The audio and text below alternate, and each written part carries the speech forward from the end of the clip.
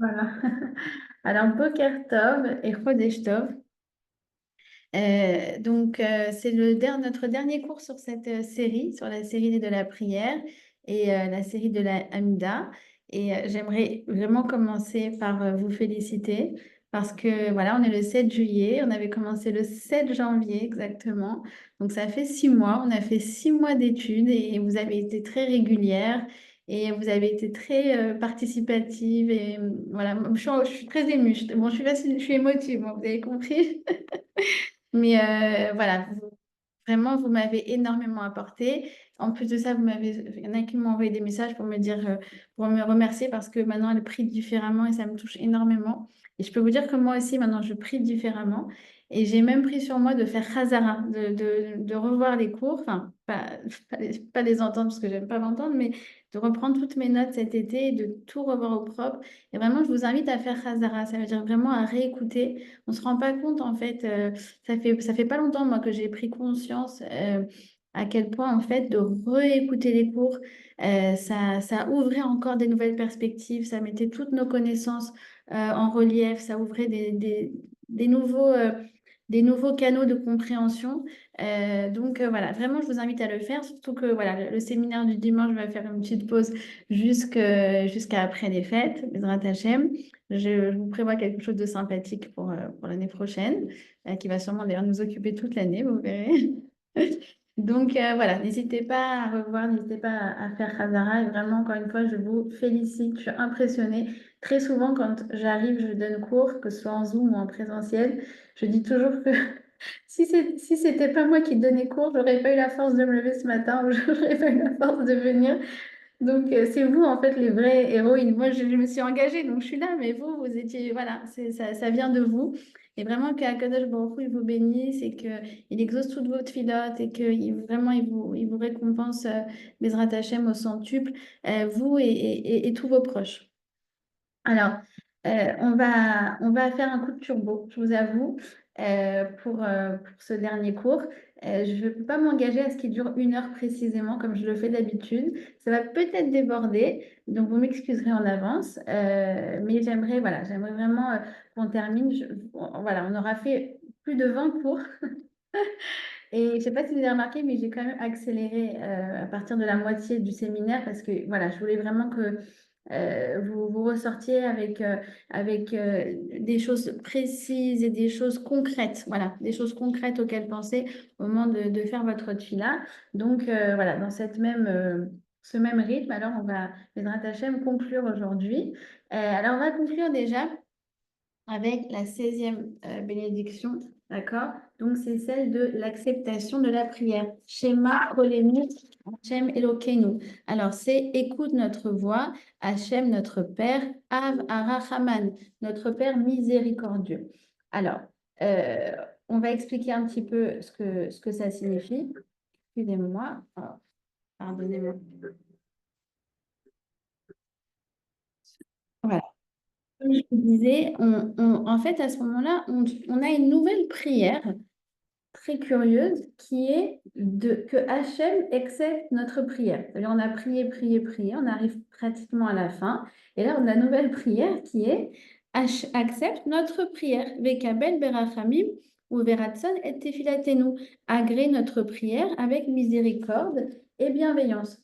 Alors, pardonnez-moi l'expression, mais je trouve que ça fait un peu cheveux au milieu de la soupe. Parce qu'on prie depuis le début, puis à la fin, on dit, oh, au fait, accepte notre prière. Alors, sachez que, justement, la semaine dernière, on a parlé de la destruction du Beth Amikdash, et on avait expliqué, en fait, toutes les conséquences spirituelles qui avaient germé de ça. Alors, le Talmud dans Baba Metzia nous dit que justement, depuis aussi que le temple a été détruit, alors les portes de la prière ont été fermées. Waouh! Alors du coup, on est un peu choqué parce qu'on se dit quoi? Tout ce qu'on a fait, tout ce qu'on a dit, tout ce qu'on prie. Alors le Talmud nous dit non, mais rassurez-vous, rassurez-vous, il y a encore une prière, il y a encore une porte qui est restée ouverte, c'est Sha'arei Adma'ot, la porte des larmes. Et vous remarquerez que Sha'arei Adma'ot, Dema, c'est les larmes, c'est les mêmes lettres exactement que Amida. Ça veut dire en remèze, en allusion, nos sages nous disent ne t'inquiète pas. La prière de la Hamida, elle est également acceptée. Mais sachez que les larmes sont l'essentiel de la Hamida. Dim'a, c'est l'essentiel de la Hamida. Ça veut dire que à ce moment-là, en fait, il faut s'arrêter. Il faut s'arrêter dans cette bracha-là. C'est très important. C'est en fait un peu une petite pause dans notre tefila où on s'arrête, on dit, attends, même si jusqu'à maintenant, je n'étais pas concentrée, je n'ai pas très bien prié, etc., je ferme les yeux. Il y a une petite pause à ce moment-là, d'accord? C'est après, donc, Vera Hamim ou Veratson et Tefilatenu. Là, on fait une pause, on ferme les yeux, on s'arrête et on se rend compte qu'on est devant la shrina.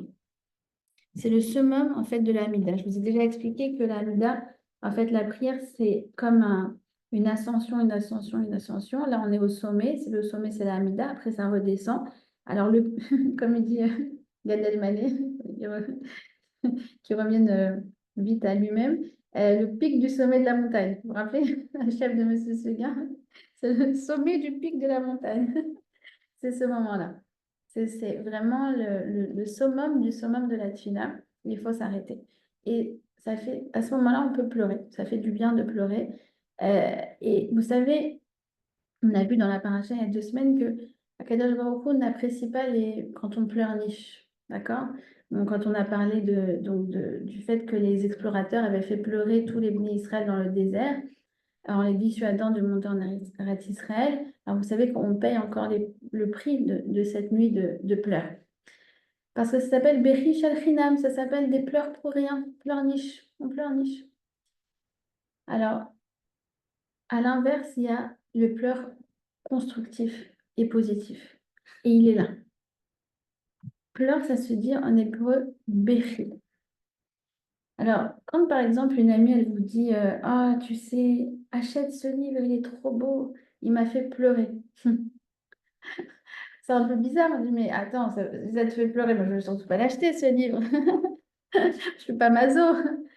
Alors non, on comprend, parce qu'en fait, ce livre, il fait du bien. C'est un pleur qui touche à la neshama, c'est un pleur qui touche au nefesh, c'est un pleur qui nous bouleverse, qui nous interpelle, qui nous parle, qui nous remue. Alors c'est pareil, c'est ces pleurs-là, en fait, dont on parle. Et à ce moment-là, donc, c'est bien d'essayer, voilà, tout simplement d'avoir un peu les larmes aux yeux, de penser à certaines choses et d'être vraiment concentré et se dire à Kadosh Baruch Hu, il est là et il m'entend. C'est un moment de grande, grande, grande romémout, élévation. D'accord? Je vous invite vraiment à faire cette pause entre Et Tefilatenu et après le reste. À ce moment-là, on peut d'ailleurs, comme vous le savez peut-être, insérer une prière personnelle. Moi, c'est mon moment un peu de hitbo des doutes. Alors, je sais qu'anarchiquement parlant, il y en a qui disent qu'il ne faut pas justement s'étendre trop parce que c'est une interruption dans la tefila. Mais moi, je m'appuie sur l'avis qu'on peut. On peut. Parce que moi, c'est trop précieux pour moi ce moment-là. C'est trop, trop précieux. Je vous invite vraiment à le saisir. C'est un instant qui est magique. C'est vraiment un instant qui est magique. Et on appelle à ce moment-là, on l'appelle Hachem Av Arachaman, Père miséricordieux. Alors, pourquoi on l'appelle comme ça? Écoutez, quelque chose d'extraordinaire. Extraordinaire. C'est écrit dans Pirkei Avot. Prie toujours, considère ta tefila, ne le considère pas comme étant un acte de routine, mais étends-toi et fais attention lorsque tu pries. Parce que Hachem, il est Avarachaman, il est miséricordieux. Et la fin de Pirkei Avot dit Ve'al tiye beinecha keracha. Et ne te considère pas comme un rachat, comme quelqu'un de mauvais. Tu dis quel rapport? Je ne comprends pas. Là, on m'exhorte à prier, et à la fin, on me dit et ne te considère pas comme quelqu'un de mauvais. Je ne comprends pas. Écoutez bien, c'est très très important. Quelqu'un qui n'a pas une bonne image de lui-même ne va pas oser prier. Il va se dire, mais qui je suis moi pour qu'on m'écoute? Qui je suis pour qu'on m'écoute? Tout dépend de notre image personnelle et de notre histoire personnelle. Et pouvoir prier, pour pouvoir bien prier, en fait, il faut avoir confiance en soi. Il dit comme ça, le Maharal, que le Ben Adam, l'être humain, il est composé de 3 couches. Les racines, le tronc et les branches et les fruits. Alors, ça correspond à quoi? Ça correspond en fait à 3 cercles, mais le premier, enfin le troisième, il dépend du deuxième, le deuxième, il dépend du premier. Si tu vois des beaux fruits, tu comprends qu'en fait, le tronc est en bonne santé et tout provient en fait des racines. Alors, ça correspond à quoi? Ces 3 Maagal, c'est comme des cercles concentriques. Le premier, c'est le rapport que la personne elle a avec elle-même. De là va découler le rapport qu'elle a avec les autres. Et de là va découler le rapport qu'elle a avec Hachem. Alors, tout va dépendre en fait du centre de ce Mahagal Apnimi, dit le Maharal, de ce premier cercle, de ces racines. Si on a de l'amour qui est vis-à-vis de soi-même inconditionnel, même si je tombe, même si j'ai fauté, je reste quelqu'un de bien. Je reste quelqu'un de bien et tout le monde faute. Et Hachem, il m'aime les Lotnaï sans de manière inconditionnelle, que je sois en haut, que je sois en bas, que je sois par terre, que je sois sous terre. Akadosh Baruch Hu, il m'aime d'un amour infini. Alors, quand une personne, elle ressent ça, elle a du kavod altimi, elle a de l'amour propre, elle a de l'amour personnel. Pas dans le sens j'ai de l'ego, vous savez, oui, il faut me respecter, c'est une question de principe, bidule, machin. Non, ah, vraiment, quand on dit de l'amour de soi. Et c'est bien quelque chose d'incroyable. Un jour, j'ai dit ça, je l'ai entendu de la rabbinite Sokoczynski. C'est elle qui a rapporté cette explication du Maharal. J'étais en train de faire un cours à des adolescentes. Elles étaient au lycée Givat Washington, pour celles qui connaissent. Et c'était un cours, mais questions-réponses. Et elles m'ont posé la question, beaucoup d'entre elles m'ont dit, on n'arrive pas à prier. On le fait de manière mécanique, on a appris, machin, tatati, tatata, on récite, quoi. En fait, elles m'ont dit, honnêtement, on récite ça comme on récite une poésie, quoi, mais on n'arrive pas à prier. Alors, je leur ai dit cette chose-là et honnêtement, ça a vraiment brisé quelque chose.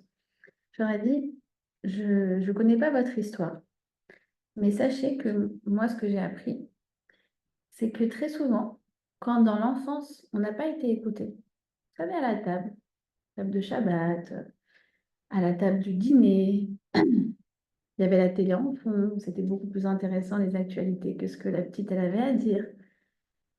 Alors, on n'a pas confiance dans notre propre parole. On se dit, mais qui je suis moi pour qu'on m'écoute? Et ça, c'est le Mahakalapimi, c'est la première racine. Et cette racine-là, elle n'est pas confiante, elle est frêle, elle est fragile. Et du coup, après, bah, ce qui s'étend, ça veut dire tout le relationnel et tout le spirituel, comme je vous ai expliqué, eh ben, ça va en ressurgir. On- Donc après, avec la prof, elle se dit, bon, mais qui je suis moi pour qu'elle s'intéresse à moi? Qui je suis moi pour remettre en question ce que la directrice, elle a dit sur moi, qui je suis pour que... Non, et elle se tait, elle se tait, elle se tait. Et après, ça s'étend aussi à Kadosh Baruch Hu, elle se tait. Donc, c'est pas un problème, je leur ai dit, c'est pas un problème spirituel. Votre valeur, elle est extraordinaire, votre valeur, elle est infinie. Mais vous-même, vous n'avez pas confiance en vous-même. Vous n'avez pas confiance dans votre koach hatfila, dans votre porte, dans votre force de prier. Et c'est pour ça d'ailleurs que c'est très important au moment où une jeune fille fait la bat mitzvah de l'aider à préparer son discours pour qu'elle prenne conscience de son koach hadibour, qu'elle est capable de parler, qu'elle est capable d'interpeller, qu'elle est capable d'apporter des idées. Très important ce moment de préparation du discours. C'est pas juste une formalité où elle doit réciter le Dvar Torah sur la paracha et dire c'est quoi une femme juive et à la fin on remercie tout le monde. Non, ça doit être vraiment une démarche. C'est-à-dire, qu'est-ce que toi, tu as envie de transmettre aux autres? Qu'est-ce que tu as de spécial à leur dire? Qu'est-ce qui, dans ta petite expérience de 12 ans, eh ben, qu'est-ce que tu as à dire? Qu'est-ce que tu as à apporter? Et c'est fondamental. C'est fondamental parce qu'après, tout le rapport aux autres et tout le rapport à la tfila, en fait, va en découler. D'accord? Alors, on termine cette bracha en disant Baruch ata shomea tefila. Qui ata shomea tefilat kolpe. Tu entends la prière de toutes les bouches. Ouais, ouais, ouais, tu entends la prière de toutes les bouches. Il n'y a pas besoin d'être un tzaddik, il n'y a pas besoin d'être un gadol. Tu entends toutes les prières de chacun, du plus grand au plus petit. Vous connaissez peut-être cette histoire, vous savez, au Kotel. Alors, il y en a un Moshe, il est en train de prier Hachem, envoie-moi un million, million, million. Et à côté, il y a le petit Shmouli qui dit Hachem, tout ce que je te demande, c'est 20 shekels pour aller manger. Et chacun, il prie, il prie, il prie, il prie comme ça. Et à un moment, Moshe lui dit, bon, tiens, prends-toi tes 20 shekels et laisse le bon Dieu se concentrer sur mon problème à moi. Il écoute chacune d'entre nous à chaque instant. Et en fait, c'est quelques secondes de sincérité. Parce que c'est très dur, honnêtement, c'est très dur de se rencontrer du début jusqu'à la fin. Même si, Bezrat Hashem, voilà, vous aurez vos petites notes de tout ce qu'on aura appris, etc. Ça va faciliter la concentration. Honnêtement, c'est très dur de tenir le bon, de tout le cours. Mais là, ce moment-là, on ne peut pas. On ne peut pas le laisser passer. On ne peut pas le laisser passer. Il faut jamais se décourager et se souvenir à ce moment-là qu'aucune prière sincère ne reste sans réponse, peu importe de qui elle émane. Je vous rapporte ce qu'il dit le Stapler. Il dit comme ça, toute supplication que nous adressons à Hachem est forcément entendue. Si elle n'est pas exaucée aujourd'hui, elle le sera demain. Si ce n'est pas demain, ce sera dans une semaine. Si ce n'est pas dans une semaine, ce sera dans un mois, dans un an, dans 10 ans. Peut-être pas pour nous, mais pour nos enfants, ou même pour tout le clan Israël. Mais nous avons la certitude que toute prière sera productive dans un domaine ou dans un autre, au sens collectif ou au sens individuel, maintenant ou plus tard. Toutes, elles vont germer. Nous, notre travail, c'est de prier. Et Hachem récolte les prières et il les sème et les fait fructifier dans nos plus beaux projets. D'accord? Ça, on l'a déjà expliqué au début du cours. C'est que Hachem, il prend toutes les prières. Elle est parfois gardée en réserve.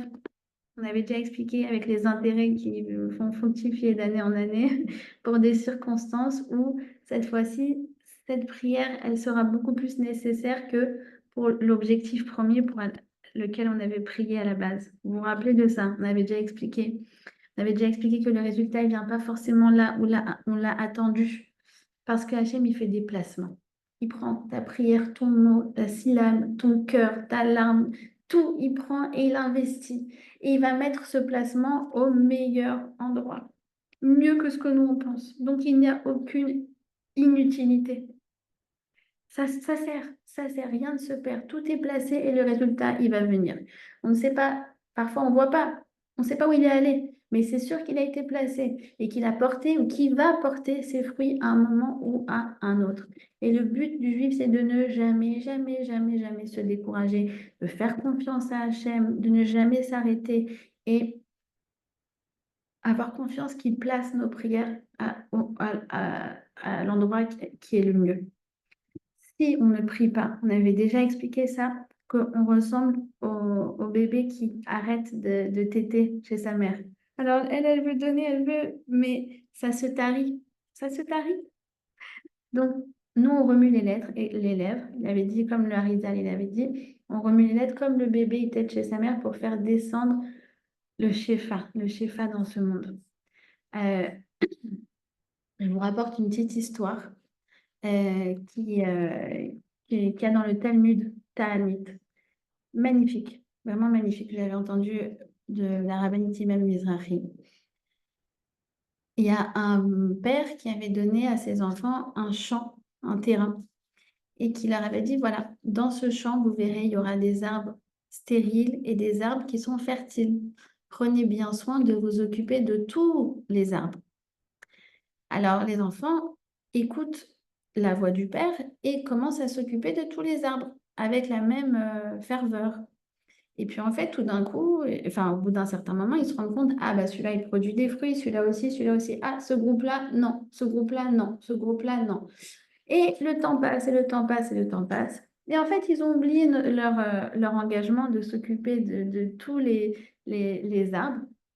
Et naturellement, eh bien, ils s'investissent que dans les arbres qui sont fertiles. Quelques années après, le père arrive et il dit, waouh, bravo, bravo pour les beaux arbres, mais pour ceux qui avaient l'air stériles, c'est dommage. C'est dommage que vous avez délaissé ceux qui ne semblent pas porter leurs fruits. C'est vrai que c'est agréable de s'occuper d'arbres dont on voit les fruits immédiatement, mais ce que vous n'avez pas compris, c'est que ces arbres stériles, qui ont l'air stériles, ont en fait plus d'importance que les autres, parce que c'est avec eux que je vais prendre le bois et que je vais construire mon palais. Alors c'est pareil, c'est qu'en fait, Hachem, il nous dit, tenez bon, continuez à vous adresser à lui, et à vous adresser à moi et à me faire confiance, même si dans certaines choses, je pense évidemment à la situation sécuritaire en Israël, la situation politique, et bref, voilà, partout. On dit, mais Hachem, tu nous écoutes à un moment? Enfin, on a l'impression que rien ne semble produire de fruits. Alors, c'est pas vrai. Déjà, on a la fervente confiance que ça protège. Ça nous protège, ça protège le Ham Israël, où qu'il soit, en Israël ou ailleurs. Et ces prières-là, où parfois on a prié pour un khayal, finalement il est niftar, où on a prié pour un blessé, ça vient pas, où on a prié pour quelqu'un qui était otage, et il s'avère que, en fait, il était déjà mort. Toutes ces prières-là, elles sont empreintes d'une confiance absolue en Hachem. Et ça va se transformer un jour en quoi? Dans la construction du Beth Amikdash, le palais d'Hachem. Alors, on avait l'impression que c'était des prières qui étaient stériles, mais pas du tout. Parce qu'en fait, elles sont encore plus puissantes que les autres parce qu'elles sont le reflet de la confiance inconditionnelle qu'on a en Kadosh Baruch Hu. On dirait, on a l'impression que les silences radio, là, c'est vrai, depuis 9 mois, et pourtant, on continue et on ne s'arrête pas. Et même du moment où on a envie d'arrêter, je vous dis la vérité, des moments où tu dis, mais pourquoi? Pourquoi? À quoi bon? Et bien, le lendemain, tu reprends ton silo, tu reprends tes télim. Et en fait, tu ne te rends pas compte, mais tu construis quelque chose d'éternel. Tu construis la délivrance finale et le Beth Amikdash. D'accord? Ça, c'est... Voilà. Vraiment, je vous invite, pour moi, c'est la prière la plus spéciale, Shema Kolenu. Shema Kolenu, investissez dedans, faites-vous un fluo, arrêtez-vous. Arrêtez-vous dans cette course effrénée, quelques secondes, quelques minutes. Reprenez confiance dans votre Koach HaDibur, le pouvoir de votre parole et le pouvoir de votre pilote. Alors, là, on arrive aux 3 dernières bénédictions. En fait, je ne sais pas si vous vous rappelez la structure. On avait les 3 premières qui correspondaient à Abraham, Yitzhak et Yaakov. Ensuite, on a les 12 autres, enfin 12 qui sont devenus 13, on a expliqué, correspondent aux 12 tribus. Et ensuite, on a donc les 3 dernières. Les 3 dernières, contrairement à tout le reste, ne sont pas des requêtes. Dans les 3 dernières, eh bien, on ressemble à un serviteur qui, voilà, par exemple, imaginez que, j'en sais rien, je ne sais même plus quel homme politique on a envie de citer. Bon, on va dire, voilà, Bibi. Bibi vous a invité dans son bureau, il vous a dit, voilà, et je vous accorde 1 heure. Waouh! Alors à la fin, vous dites merci, merci pour cette heure que vous m'avez accordée. C'est la même chose en fait. Merci pour ce temps extraordinaire où tu as été chômé à tes filati, où tu as écouté mes prières. Alors, la première, on va demander qu'on ait de nouveau le service du temple, les fameux corbanotes. Alors, les fameux corbanotes, ce sont donc les sacrifices que nous faisions au sein du Beth Amikdash. D'accord. Alors aujourd'hui, on n'a plus de sacrifices à proprement parler, mais on a quand même des corbanotes. On a nos corbanotes, nos sacrifices. C'est quoi nos sacrifices? Le Rambam, Maïmonide, dit que lorsque nous apportions un sacrifice, à l'époque du Beth Amikdash, il s'agissait de brûler une, une partie animale, en fait. Alors, de même, même si nous n'avons plus de Beth Amikdash, on ne peut plus faire de sacrifice à proprement parler. Lorsque nous brûlons notre partie animale, la partie animale qui est en nous, ça s'appelle un korban. C'est comme si tu venais sur l'autel du Beth Amikdash et que tu apportais un korban. C'est quoi brûler la partie animale qui est en nous? C'est quand tu es euh, folle de rage et que tu te retiens de crier sur la personne. Tu vas boire un verre d'eau, tu te calmes, puis après tu parles à tête posée. Ça s'appelle brûler la partie animale qui est en nous. Quand tu donnes de la tzedaka, oh, j'avais prévu pour autre chose, mais allez, je donne. Voilà, je participe à cette campagne à don où je donne à quelqu'un qui a besoin. Je donne. Je brûle la partie égoïste qui est en moi, la partie qui avait envie de profiter de cette chose-là. Oui, j'avais la flemme de faire ma fila. J'y crois, j'ai la flemme ce matin.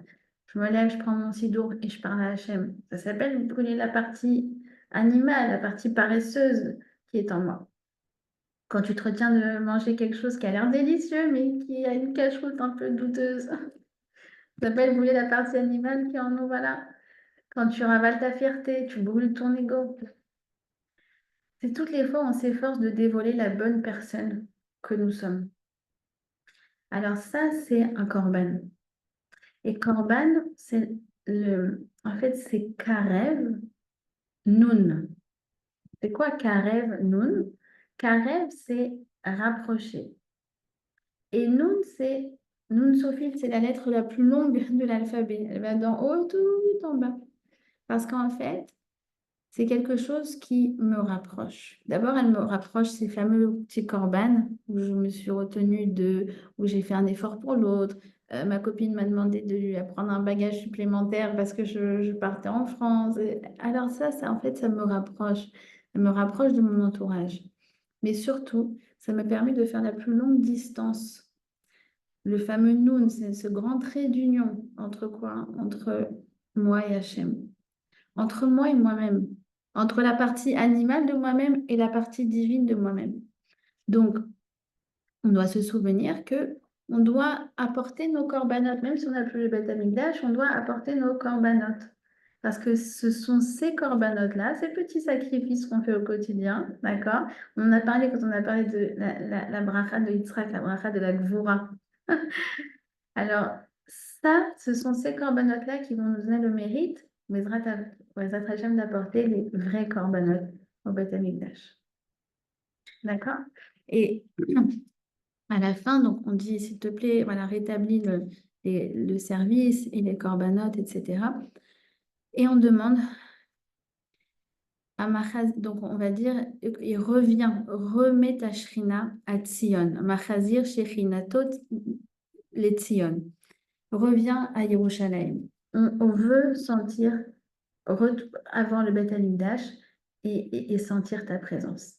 Quand on a levé le Beth Amikdash, la présence d'Akadosh Baruch Hu, comme je vous l'ai dit plusieurs fois, elle était palpable. Il n'y avait pas un doute. On voyait les miracles. On ressortait raffermi dans notre émouna. On ressortait raffermi dans les choix qu'on avait à faire. On avait beaucoup plus de clarté, de clairvoyance, de discernement. Voilà. Alors, j'aimerais juste vous rapporter je crois que c'est le Zohar sur Megillat Echa. Non, Parashat Vaïgash, excusez-moi. Bon, c'est très très beau. Il y a écrit que quand le temple a été détruit, alors la Shrina s'est retirée du Beth Amikdash dans les hauteurs. Et Hachem a demandé où est passée ma Shrina. Alors, pardon, excusez-moi. Parce que, en fait, si vous voulez, je vais vous expliquer c'est quoi la Shrina d'abord. Pardon, je recommence.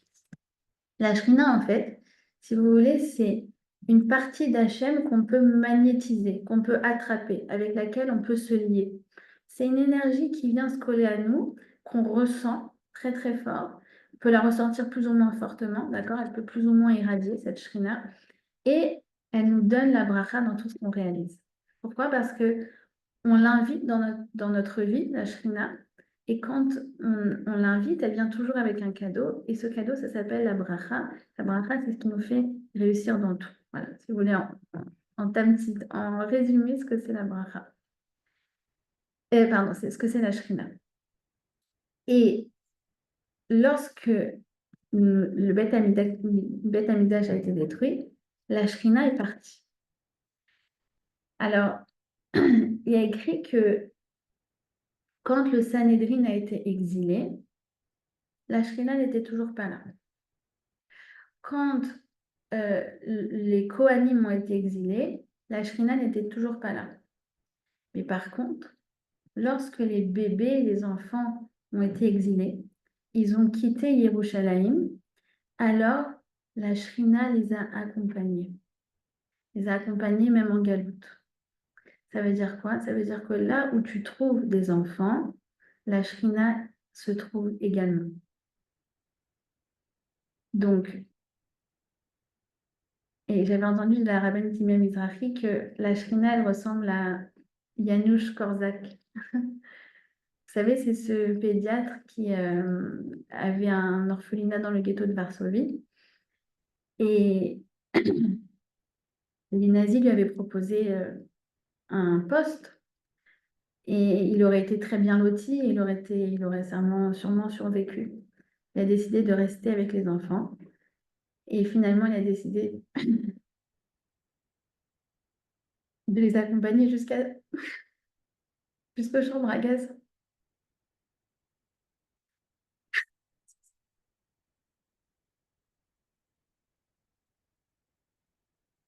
Alors, c'est pareil. La Shrina, c'est la même chose. Elle nous accompagne.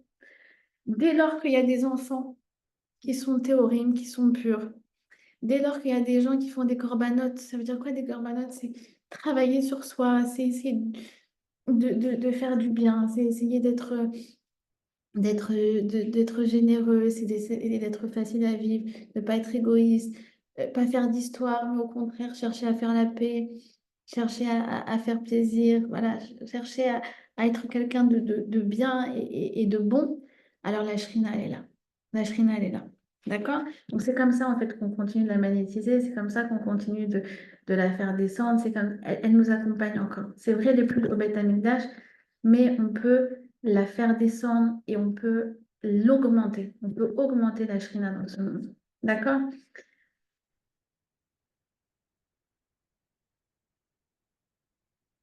Ensuite, on a Modim Anachnular. Alors, on va dire merci à Hachem.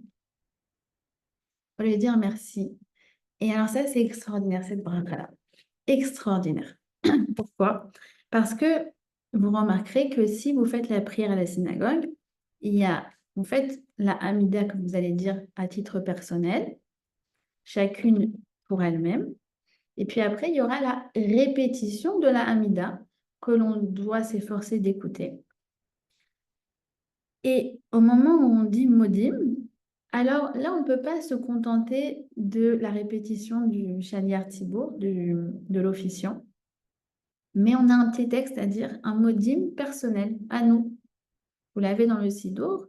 Donc, c'est un Modim que chacun y va dire pour lui-même pendant la répétition du Shaliar Tzibour. C'est quoi la logique? Pourquoi à ce moment-là, on ne peut pas s'acquitter et il faut faire cette prière personnelle? Parce que personne ne peut dire merci à Hachem si ce n'est nous-mêmes, pour tout ce qu'on reçoit. Pour ça, non, je ne me laisse pas acquitter. C'est moi qui dois lui dire merci. Alors, de là, il y a une petite histoire très jolie. Je ne sais plus si c'est du Rav Steinman ou du Rav Edelstein, mais donc le Rav avait passé une opération et c'était une opération dans un pays étranger. Et il était en salle de réveil et que l'opération s'est bien passée, etc., il a tenu à dire merci au docteur. Mais avant ça, il a demandé à son fils, il lui a dit comment on dit merci en anglais. Alors, il dit, il faut dire thank you. Alors, il a dit thank you, docteur. Alors, le fils lui a demandé, mais pourquoi tu tenais à lui dire dans sa langue? Alors, il dit, regarde, j'apprends du modim que nous, on doit remercier directement celui qui nous a fait du bien, pas par un intermédiaire. Moi, j'aurais parlé dans ma langue et toi, tu aurais traduit. Non, ça va pas. Il faut que moi, je puisse lui dire directement comme on apprend dans le modim. Quand on doit remercier, c'est toujours à titre personnel et ne pas se contenter d'un intermédiaire. Alors là, c'est pareil. Même au moment où on répète, hop, on doit dire merci. Et le remerciement, c'est l'essence du juif, comme on a dit, on avait vu avec le mot ami. Nous, on considère rien comme allant de soi, rien ne m'est dû. Et on remercie Hachem pour nos cinq sens, pour tout ce qu'on a, pour les merveilleuses choses dans le monde, pour nos familles, pour tout ça, et pour le privilège, comme on a dit, d'avoir pu lui parler. D'accord? Et il dit le Rav Dessler que la capacité de remerciement d'une personne, ça montre sa capacité à être en vie. Parce que, en fait, comme chaque chose ne va pas de soi, alors chaque chose est un délice, chaque chose, on va en profiter. Imaginez quelqu'un pour qui, oui, bon, bah, c'est normal, les vacances, c'est normal, c'est normal, c'est normal. Ça va être quelqu'un qui, au contraire, va toujours chercher la petite bête. Qu'est-ce qui n'allait pas dans ce qu'on m'a, dans le service qui m'était dû? Et quelqu'un, vous connaissez peut-être cette histoire, je l'adore cette histoire. Ma fille me l'a racontée cette semaine et je la trouve géniale. C'est l'histoire du bus, je ne sais plus, le bus 702, je ne me rappelle plus, c'est quoi, mais elle est tellement extraordinaire. Je vous raconte comme ça vite fait, mais ça vaut le coup vraiment d'y réfléchir. Il y avait, donc, c'était un moté Shabbat et c'était à l'arrêt à Bnei Brak. À Yerushalayim, pardon, les gens attendaient le bus qui partait de Yerushalayim pour rentrer à Bnei Brak. Je crois que c'est le bus 702. Et le bus n'arrive pas. Il n'arrive pas. Les gens commencent à s'impatienter, ça commence à bouillir, etc. Là, il y a un bus qui arrive et là, mais bon, ils sont contents, mais ils s'apprêtent quand même à dire aux chauffeurs de bus qu'ils sont vraiment pas du tout contents qu'il a trois quarts d'heure de retard. Sauf qu'en fait, c'est pas le 702 qui arrive, c'est le, je sais pas, 504. Et le 504, il s'arrête, il ouvre la porte, puis il y a personne qui monte dedans. Puis là, il y en a un qui dit, excusez-moi, c'est une histoire véridique, hein. Il dit au chauffeur, est-ce que vous accepteriez de nous prendre, voilà, je sais que c'est un peu osé ce qu'on vous demande, mais vous accepteriez de nous prendre jusqu'à Bnei Brak, parce qu'en fait, on attendait à la base de 702, il n'est toujours pas venu, on ne sait pas ce qui va venir et tout. Et le chauffeur fait, attendez, laissez-moi réfléchir. Écoutez, laissez-moi, je vais réorganiser mon maslow, ma trajectoire, et puis d'accord, je vais vous déposer. Et vous savez quoi? Je vais vous déposer dans plusieurs stations là-bas. Pas que celle où vous deviez descendre, mais vous allez me dire s'il y a d'autres quartiers. Je vais même faire 3, 4 arrêts pour vous arranger. Et là, ils montent tous. Merci, le chauffeur. Vous savez, il commence à chanter. Il y a En Kmoanak chez la nouille. Il y a le chauffeur, tatati, tatata, et les chansons, et les trucs, et les bidules. Et puis vraiment, les gens, au fur et à mesure, dans le bus, tout le massot, vraiment, merci, mais vraiment, ça va pas de soi ce que vous nous avez fait et tout. Bon, il arrive à venir. Et puis au moment de descendre, le premier passager, il dit, écoutez, il prend le micro, il dit, je vous dois vous avouer quelque chose. J'étais le bus 702, mais comme je me suis dit que vous alliez m'engueuler parce que j'avais 3 quarts d'heure de retard, parce que j'ai traîné après la sortie de Shabbat, tout ça. Alors du coup, j'ai paniqué, j'ai changé de truc. Et après, voilà, je me suis dit, au moins comme ça, vous n'allez pas me crier dessus. Puis finalement, au lieu de vous plaindre, vous n'avez fait que me remercier. Alors, Hachem, il est Nag, c'est lui qui gère ce monde, c'est lui qui conduit notre vie. Soit tu crois que, oh là là, il est en retard, oh là là, et ça c'est pas bien, ça c'est pas bien, le service n'était pas confortable, truc. Ou soit tu pars du principe que rien n'était dû et que tout est du bonus. Et c'est toi la principale bénéficiaire de ça, parce que Regardez, dans le premier Massoul, ils auraient fait un truc énervé, truc, une sale ambiance, et puis ils auraient gardé un goût amer. Et puis finalement, le fait que, voilà, pour eux, c'était un cadeau, en fait. C'est un cadeau. Alors, ben, ça leur a rendu service à eux, ça leur a rendu l'expérience beaucoup plus agréable. Elle est géniale, hein, cette histoire. Voilà. Alors ensuite, voilà, on termine, on demande la paix, le shalom, sim shalom, tova, uracha, chaim, chen, vachesed, verachamim, alenu, vekol Israël amecha. Alors, mets-nous la paix, le bonheur, la bénédiction, la grâce, la vie, la miséricorde sur nous, sur tout l'âme Israël. Euh, Pourquoi ça se termine, la Amida se termine par la paix? Parce que, comme il dit Rashi, eh ben, ça se termine par la paix parce que vous connaissez Lo Matza Kadosh Baruch Hu Kli Marzik Bracha et la Shalom. Dieu n'a pas trouvé un autre réceptacle pour la bracha. Toute la bracha qu'on a demandé avant, là, ouais, en fait, il faut un réceptacle. Et ce réceptacle, c'est la paix. Ça ressemble à quoi, ce réceptacle, la paix? Ça ressemble à un keli. C'est quoi un keli? Un keli, c'est un ustensile. Imaginez que vous voulez boire un café, hop, bah, vous pouvez avoir un super arôme, espresso, bidule, machin, qui vient tout droit des... Vous savez comment ils savaient nous faire vendre des trucs, les, les, les saveurs du Nicaragua, voilà, torréfiés, trucs, machin. Mais si vous n'avez pas de tasse, vous ne pouvez rien faire avec votre super café. Et ça va tout tomber, ça ne marche pas. Alors c'est pareil, la paix, c'est le Kéli. Et c'est vrai, quelqu'un peut avoir même la plupart des brachot qui en a dit avant, il a de l'argent, il a la santé, il a Eretz Israël, il a ce que vous voulez, mais imaginez, il a, je sais pas, son ex-femme qui lui fait la guerre, ses enfants qui ne lui parlent plus, ses associés qui le poursuivent en justice, mais il a rien. Il a rien. Il n'est que misère et chagrin, ce bonhomme. Parce que ça, c'est important à comprendre, c'est que si mon Kelly, il est pas métoucan, il est abîmé, d'accord? Ou j'ai pas de Kelly. Le café que je vais recevoir, c'est pas seulement qu'il va s'éparpiller, c'est qu'il va me salir et il va me brûler. C'est-à-dire qu'en fait, quand on a des bonnes choses, comme par exemple de l'argent, mais qu'on n'a pas l'esprit qui va avec, qui va nous permettre de profiter de cet argent, et ben en réalité, ça devient une clala, ça devient terrible. C'est pour ça que toutes nos brachot sont scellées par la paix. Et on demande la paix à trois niveaux. Au niveau familial, au niveau national, en Eretz Israël, en France et ailleurs, et au niveau international. Et on ne demande pas que ça, on demande Torah, Chaim, Ahava, Vachesed, Tzedaka, Bracha, Verachamim, Veshalom.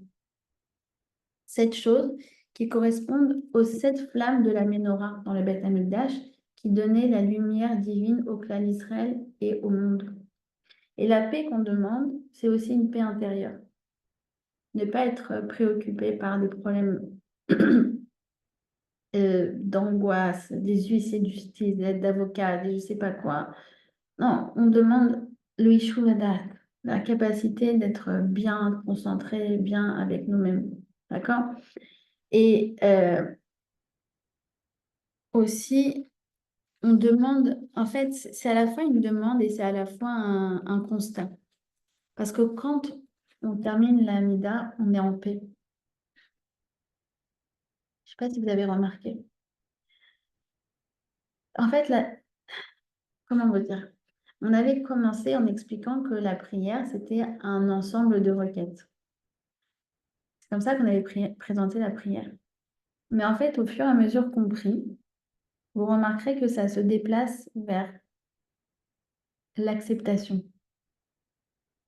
On n'est plus en demande, on veut ça, on veut ça, on veut ça, on veut ça, on veut ça, on veut ça. Ça, c'était au début, on était chaud. Ouais, on veut ça, j'aime. Puis à la fin, en fait, on est beaucoup plus calme. comme si on avait vieilli, vous voyez, au fur et à mesure de la vie, on a plus de recul en fait. Alors, comme cette prière, elle nous a fait mûrir en quelque sorte, alors on accepte. On accepte ce qui ne dépend pas de nous, ce qui n'est pas conforme à nos désirs. Et à la fin, on accepte tout ce que la vie elle nous offre, ce qui est facile ou moins facile. Et c'est un gage de sérénité. Et c'est pour ça qu'il y a une petite histoire très jolie qui rapporte dans ce livre du Rav. euh,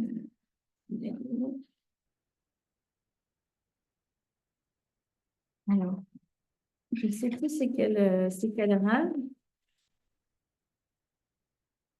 Bon, ça, c'est peu importe en tout cas. Il est pas, c'était pas quelqu'un que je connaissais en tout cas. Ce Rav, en l'occurrence, il était avec son fils et son fils, il cherchait quelque chose, il cherchait et il trouvait pas. Il trouvait pas. Alors à la fin, et alors son père, ah voilà, c'est ça. C'est le Rav Avram Abish. Voilà. Oui, c'est ça. Non, c'est pas son fils, c'était quelqu'un qu'il avait rencontré. Quelqu'un qu'il avait rencontré. Et cette personne-là lui a dit, je trouve pas mon portefeuille, je trouve pas et tout. Alors il dit, mais comment c'est votre frère? Il dit, non, mais je peux pas commencer ma prière tant que je n'ai pas retrouvé mon portefeuille, sinon je ne vais pas être concentrée. Alors il lui a dit, non, allez-y, faites-moi confiance. Faites votre prière. Commencez par ça. Et c'est ce que l'homme en question a fait. Et à la fin de la prière, il a couru, et puis il est revenu comme ça. Il a dit, c'est bon, j'ai trouvé le portefeuille. Alors il lui dit, ah oui, il dit, bah en fait, à la fin de ma là, j'avais comme mes idées remis en place. Et du coup, je me suis souvenu que je l'avais posé. Alors il dit, mais c'est pour ça que je vous ai conseillé de faire la tefila avant. Parce que la prière, elle rafraîchit l'esprit, elle remet de l'ordre dans les idées et elle ramène le calme. Et c'est ce Ishuvadat, cette sérénité, qui vous a permis de vous souvenir de l'endroit où vous avez déposé votre argent. C'est- Voilà, c'est la paix. Voilà. Et on a donc la der des der. C'est une supplique personnelle. Euh, Netzor Leshoni, s'il te plaît, Hachem, garde-moi de faire du lachonara, que je sois humble, que mon âme soit comme de la poussière, que si certains m'outragent, alors je ne daigne pas leur répondre, que ceux qui méditent du mal contre moi détruisent leurs conseils, etc., etc. Alors c'est la seule prière, c'est incroyable, la seule qui est à la première personne du singulier. C'est la seule fois dans toute la Mida on dit moi, moi, moi. Netzor les shoni, ou sfatai, midaber mirma, ou nafshi, c'est moi. Pourquoi on dit bah, protège ma bouche de la médisance? Il amoindrirait le pouvoir de ma bouche et de mes prières. Et en ce moment-là, on parle à la première personne parce que quand on demande toutes les brachot, alors on pense à tout le monde. On veut inclure tout le monde dans les brachot. Mais quand on dit s'il te plaît, Hachem, que je réponde pas aux autres, que je sois quelqu'un voilà, de calme, facile à vivre, qui cherche pas les histoires, comme on avait décrit, quelqu'un qui a ces fameux petits corbanotes qui font d'elle une tellement grande personne. Euh, et ben en fait, on parle à la première personne parce que là, on doit s'engager. On doit s'engager et on doit s'engager à être humble. Et on demande donc à la fin la, la, euh, que Hachem, donc, il nous aide à avoir cette humilité. Et on lui demande en dernier lieu de mettre fin à l'exil, à la galoute. Les man kedushatra, pardon, les man shemecha, les man yeminecha, les man toratecha, les man kedushatecha, pour toi, pour ton nom, pour ta droite, pour ta Torah, pour ta gdusha. On demande à Hachem qu'il mette fin à la galoute, qu'il mette fin, on peut inclure ça aussi à la guerre, qu'il mette fin à toute la calomnie qu'il y a sur le Ham Israël, qu'il y a toute la calomnie qu'il y a sur la Médinat Israël. Et sur les Juifs, peu importe où ils sont dans le monde, qu'on puisse le servir tranquillement, sans aucun antagoniste. Et on, on termine voilà, en demandant ça. Et n'oubliez pas ce qu'on avait dit au tout début de notre étude, c'est qu'au début, on avait rappelé le mérite de Abraham, Yitzhak, Yaakov, de toutes les Imaot, de tous les tzadikim, de toutes les tzadikot qui sont morts al Kiddush Hashem, et nos Chayalim, et, et tous nos Talmidei Chachamim, et tous nos Gdolim. Et pour n'en citer qu'un, le Rabbi de Lubavitch, dont c'est la Iloula demain soir, et ben ils sont tous avec nous. Tu sais, des fois, moi, je lève les yeux au ciel et je me sens toute petite, en fait. Je me dis, allez, Hachem, s'il te plaît, détruis nos ennemis, allez, mets fin à la guerre, j'en peux plus de ces mauvaises nouvelles, j'en peux plus, j'en peux plus, j'en peux plus. Et je me dis, mais je suis pas la seule à crier ça. Il y a Abraham qui est avec moi, il y a Yitzhak, il y a Yaakov, il y a Sarah Imenu, il y a Rivka, il y a Rachel, il y a Léa, il y a tous les tzadikim, il y a Rabbi Akiva, il y a Rabbi Meir, il y a Rabbi Shimon Bar Yochai, Rabbi Yehuda Nassi, Rabbi Yochanan Ben Zakkai, tous les Talmidei Chachamim, tous, le Baba Saleh, Rabbi Lubavitch, tout le monde, on n'est pas seul en fait. Voilà. C'est comme c'est écrit dans la paracha de cette semaine. Parachat Rokat, c'est marqué à propos de Aaron, quand il est mort. C'est pas écrit qu'il est mort. Il y a écrit Yasef Aaron el Amav. Il y a marqué il est retourné vers son peuple. Alors, le Tiferet Shlomo, il dit mais qu'est-ce que ça veut dire? Vers qui il retourne? Il va vers Hachem, non? Il dit ah non, non, non. Les Neshamot des Tzadikim, elles sont tellement liées à Israël qu'en fait, elles montent, mais elles reviennent vers nous. Et elles sont présentes parmi nous, et elles prient avec nous, elles nous protègent chaque jour. Et elles disent, moi je continue mon job, ce que j'ai fait en bas, je le fais de là-haut de manière encore plus puissante. D'accord? Et c'est pour ça que c'est écrit Tzadikim bemotam nikraim chaim. Les tzadikim, même dans leur mort, en vérité, ils sont vivants, ils sont encore plus vivants, et c'est eux qui nous aident à avoir la vie, à garder la vie en nous protégeant. D'accord? Hein. Ok. Dans les tzadikim, alors là, rien, rien, rien, rien. C'est tout Voilà. qui nous dirige. Ouais, vraiment. Même quand on allume un air, déjà, on les sent, c'est dingue, on sent Ouais. leur présence. Alors En tout voilà, cas, ce super. que je voulais vous proposer, si vous avez encore 10 minutes, c'est de faire un tout petit résumé de tout ce qu'on a vu dans la Hamida. Vraiment, comme on dit en hébreu, al regal achat, ça veut dire sur un pied. Si vous êtes d'accord. Vous voulez? Oui, oui. Grâce à- Alors, on a demandé au début, donc comme je vous ai dit, on avait rappelé le Srout vote, et ça, on vient d'en parler. Voilà.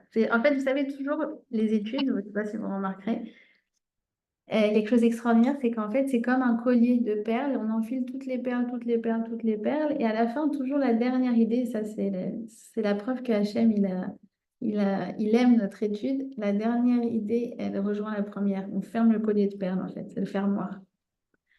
Alors, voilà. On avait parlé de nos avots. On avait parlé du Da'at. D'accord? Ronen à Da'at, c'est l'intelligence, la vraie intelligence. Celle de se connaître avant tout. Et on avait expliqué, c'était pas d'accumuler plein de connaissances, mais de- d'intégrer ces connaissances, les intégrer à notre vécu et les incarner. D'accord? C'est devenir, c'est pas juste savoir, c'est devenir ce qu'on sait, devenir ce qu'on apprend. Et puis, on avait expliqué que c'était aussi pas seulement l'intelligence scolaire, mais l'intelligence de vie et l'intelligence émotionnelle, d'accord? Le fameux quotient émotionnel et l'intelligence spirituelle, de mettre des lunettes spirituelles, un regard spirituel sur ce monde matériel. On, on avait vu la tchouva, le repentir.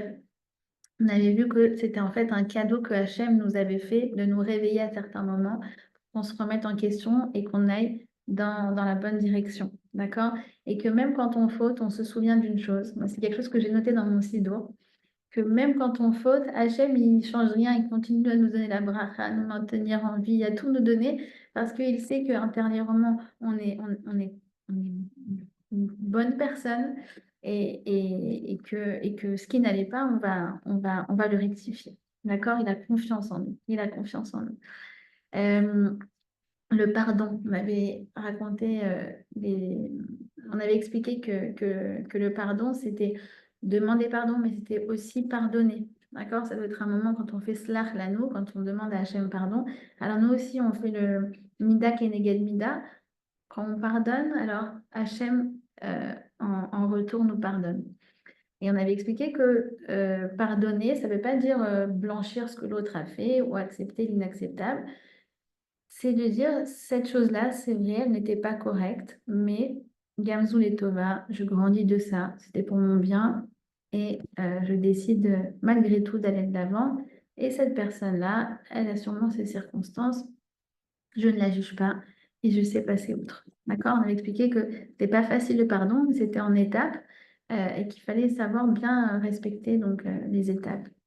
Le Achiven ou la liberté personnelle. On avait expliqué, c'était surtout être libéré des soucis. Cette bracha, elle est juste avant la santé, parce que quasiment toutes les maladies ont une origine psychosomatique, on l'avait dit, d'accord? Donc, pas besoin de prendre du Prozac. Il faut faire un travail de Emouna. Et même, je précise, pour celles qui auraient eu besoin à un certain moment avoir recours à un antidépresseur, parce que ça fait partie de la vie. Je pense en l'occurrence à une amie qui a perdu son fils il y a 10 ans, qui a dû faire un traitement comme ça. Elle m'a dit, j'ai eu besoin au moment je sais pas, le Prozac, je sais pas, dans ma vie, mais ce qui m'a vraiment guéri, c'est la Emouna. D'accord?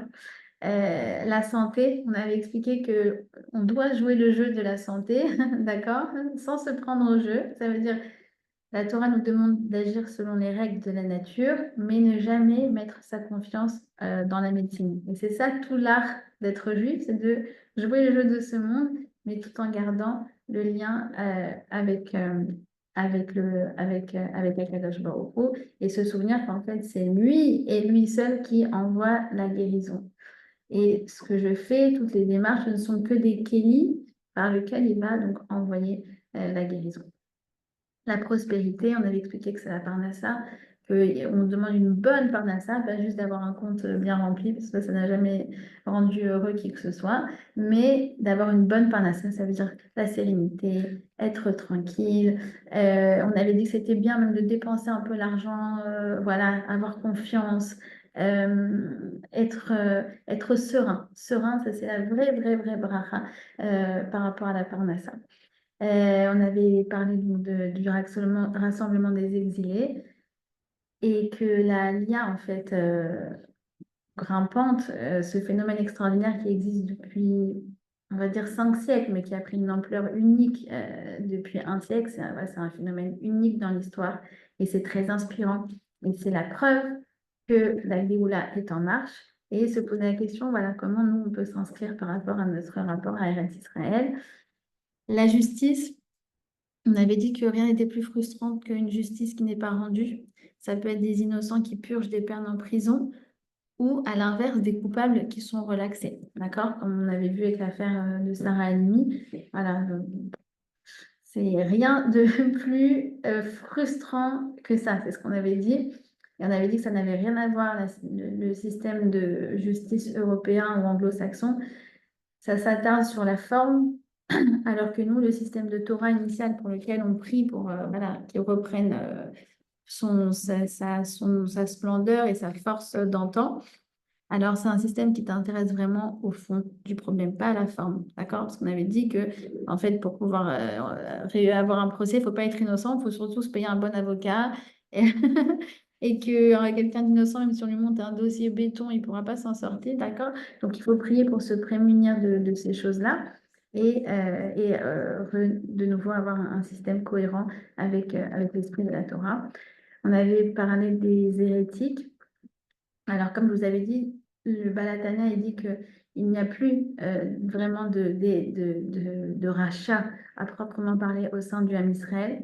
Il faut prier pour que ceux qui ont l'air de l'être fassent tchouva et il faut se concentrer sur ça, sur ceux qui, de l'extérieur, font de la calomnie sur le Ham Israël, que voilà, qui ferment leur bouche. Les tzadikim, on avait dit qu'on a besoin de leur mérite parce que le monde tient sur eux et que eux-mêmes ne prient pas pour eux-mêmes. Ils prient toujours pour nous, donc on a besoin nous, de prier pour eux. Et donc, la semaine dernière, la dynastie de David, la reconstruction du Beth Amikdash, et que même si on ne voit pas encore, on a la ferme croyance et mouna que c'est en marche. Et enfin, donc, comme on a dit aujourd'hui, la paix, la sérénité, le remerciement et voilà, toutes ces belles choses avec lesquelles on conclut. Une dernière chose, je vous laisse tranquille, c'est la prière de Allénou. Alors, Allénou, souvent, je fais partie de ces coupables. Allénou, c'est parce qu'on veut vite, vite se retrouver vaquer à nos occupations. Alors, je vais vous donner juste une image. Sachez que celui qui a prononcé Allénou, les Shabéach, la Donakol, la première fois, c'est Yoshua bin Nun. Il l'a prononcé par prophétie. Donc, en fait, c'est un degré supérieur encore à tout ce qu'on a appris avant. C'est une prière qui est issue directement de la prophétie. Il n'y en a pratiquement pas dans tout le Sidour qui sont de ce degré-là. Et quand il a dit cette prière, toutes les murailles de la ville de Jéricho se sont effondrées. Et pareil, quand on dit la prière de Allénou les Shabéar, toutes les murailles s'effondrent devant nous. Donc, voilà, faites comme moi et arrêtez de faire blablabla. Je ne sais pas si c'était votre cas, mais concentrez-vous bien au moment où vous Ça la veut dites. dire mot à mot. Imaginez toutes les murailles qui s'effondrent devant vous. Voilà. Il y a beaucoup de paroles sur la Merci délivrance beaucoup, aussi à la fin. Joy, vraiment. Voilà, C'est excusez-moi, elle va être un vraiment, peu plus longue que d'habitude, mais je tenais non, à c'est faire ce super. résumé. Très émotive C'est ce magnifique. matin. Tu m'as donné envie de pleurer.